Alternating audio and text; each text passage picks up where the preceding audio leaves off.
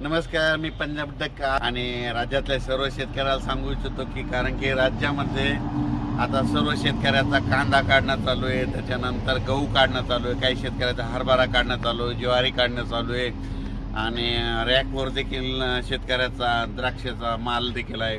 म्हणून राज्यातल्या शेतकऱ्याला खास करून अंदाज देणार आहे.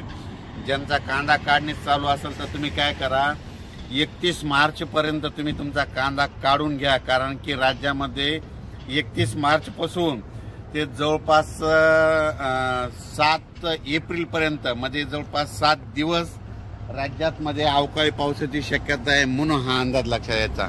आता हे मार्च एंड चालू आहे, तसंच म्हणजे मार्च एंडला सगळे कामं म्हणजे आटपते, समजा बँकेचे यायचे.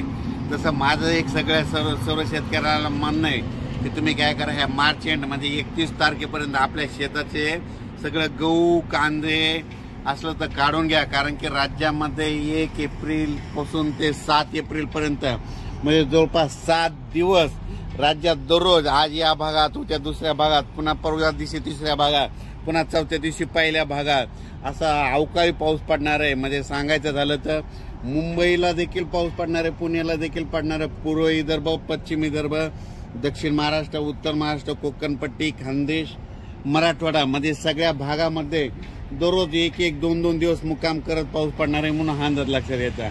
जास्त सांगायचं झालं तर कोकणपट्टीकडे जरा जास्त पाऊस पडणार आहे आणि गारपिटीची देखील शक्यता आहे. पश्चिम महाराष्ट्रात देखील पाऊस पडणार आहे, गारपिटीची देखील शक्यता आहे. म्हणून हा अंदाज लक्षात यायचा. ज्या शेतकऱ्याचा गहू कांदा काढणे चालू असेल तर तुम्ही काय करा, वीटभट्टीच्या शेतकऱ्यांनी तुम्ही काय करा, 31 मार्च पर्यंत तुमच्या वीटभट्टी देखील झाकून ठेवा. कारण की राज्यामध्ये जवळपास 31 मार्चलाच म्हणजे आभाळ खूप येणार आहे. 31 मार्च ते 7 एप्रिल म्हणजे जवळपास ह्या म्हणजे अवकाळीचा मुक्काम जवळपास 7 दिवस राहणार आहे. आतापर्यंत इतका मुक्काम राहत नाही, पण दररोज 2-2 दिवस भागात म्हणजे आज 2 दिवस या भागात, पश्चिम महाराष्ट्रात 2 दिवस, उद्या मराठवाड्यात 2 दिवस, असा परत पुन्हा पश्चिम महाराष्ट्रात 2 दिवस, पुन्हा विदर्भात 2 दिवस, असा भाग बदलत जवळपास 7 एप्रिल पर्यंत राज्यात अवकाळी